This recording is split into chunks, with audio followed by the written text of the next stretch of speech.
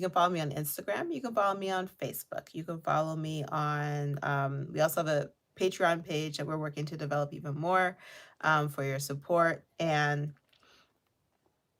what else? Ash&Ether and channel is a channel that we are also developing.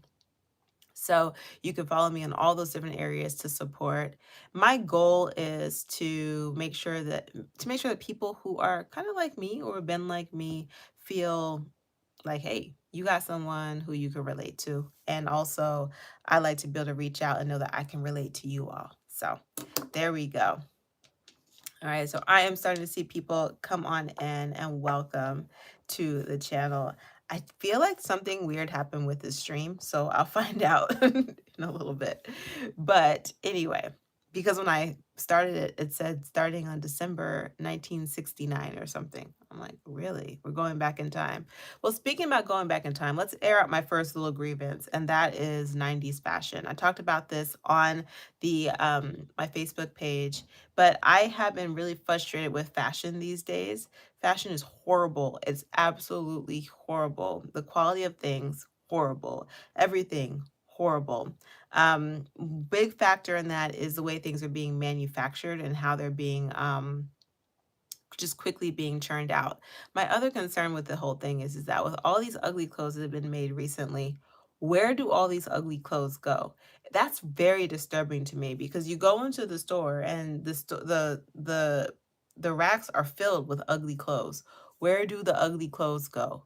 And you're telling me that they go to third world countries, or they go to landfills, and so that means everyone's dressing these ugly clothes across the world instead of creating beautiful clothing that if you were to not sell them or they had to be passed on, they at least the world looks good and beautiful. No, that's not what's happening. Right now we're in a phase of some of the most ugliest fashion that's ever been created. And I think it attributes to how we all feel and how when you go out in the world and everyone's in ugly clothing. I mean, it's depressing. It's really hard to look at. And so I've been very frustrated with it lately and I've been expressing it. But let's talk about this spirituality. So thank you. I see a thumbs up. So who is here first off? So thank you for being here. Let's talk about this. So my first little question for the day. What's up, Stray Panther? What's going on? All right, my first question for the day is, what is your most reliable or consistent notifications are a bit trippy today, Larish? Yeah, I can tell.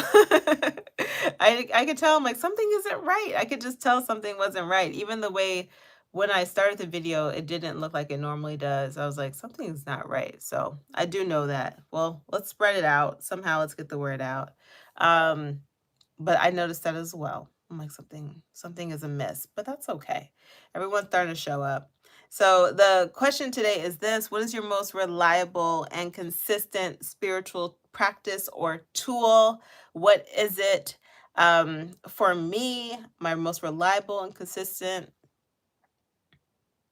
practice or spiritual tool is meditation. It's the one. I don't need to go anywhere. I don't need to do anything. I don't need to retrieve anything. Meditation is my most reliable and consistent spiritual tool for me. What is it for you all? Divination, is that helpful? So every once in a while, I like to try to do divination to kind of find a different way to tap in. All tools for me are just a way to tap in. Like, how can I tap into myself, how I'm feeling, what I'm thinking in different ways?